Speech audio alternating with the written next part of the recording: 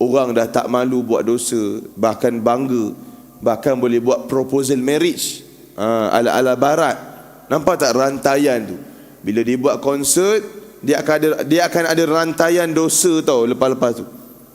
Rantaian dosa campur laki perempuan, rantaian dosa tiba-tiba berkenan dengan mana-mana pasangan di sana. Ni tak cerita lagi mana-mana pasangan check in hotel malam tu. Nampak tak dia punya rantaian dosa itu terlampau banyak. Dengan satu benda haram, dia macam arak lah kan, arak.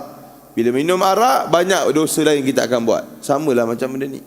Dia ada banyak rantaian-rantaian dosa yang akan berlaku kesan daripada benda ni. Tak habis selesai lagi, datang konsert yang baru. Ini yang menyedihkan kita, kan? Dan yang banyak pergi anak-anak muda. Lepas tu kita bila dah besar, mana anak-anak muda tak nampak pun batang hidung kat surau masjid. Memanglah tak nampak, dan kau pergi buat konsert. Diorang pergi sana daripada datang sini. Itu realiti yang berlaku. Jadi itu antara normalisasi dosa yang sedang berlaku dalam aspek umum secara publik. Antaranya yang lain normalisasi dosa, tak cerita baru ni ada pertandingan Ratu Cantik kan, yang dibuat di Times Square di KL. Satu normalisasi yang tidak baik.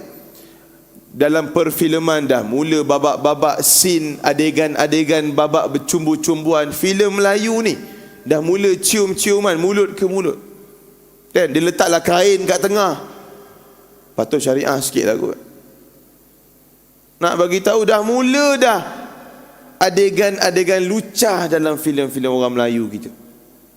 Yang sepatutnya ni tak cerita agama, ini bukan budaya kita lah. Tak cerita agama lagi ni. Ini bukan budaya kita. Tapi budaya pun dia dah langgar dah. Ni tak cerita lagi di sekolah kan, anak-anak kita dengan budaya pick up line lah, punch line lah, hilang adab dengan guru dan sebagainya. Banyak sebenarnya sudut. Ni tak cerita dalam rumah tangga. Normalisasi dosa yang sedang berlaku. Disebut dalam satu kajian, Malaysia berada di tangga yang ke-6 di mana isteri-isteri curang. Isteri curang sampai tahap mengandung laki orang lain. Nak bagi tahu sampai situ tahap kecurang. Sebab itulah kita selalu bagi penekanan, jaga batasan kita, kan?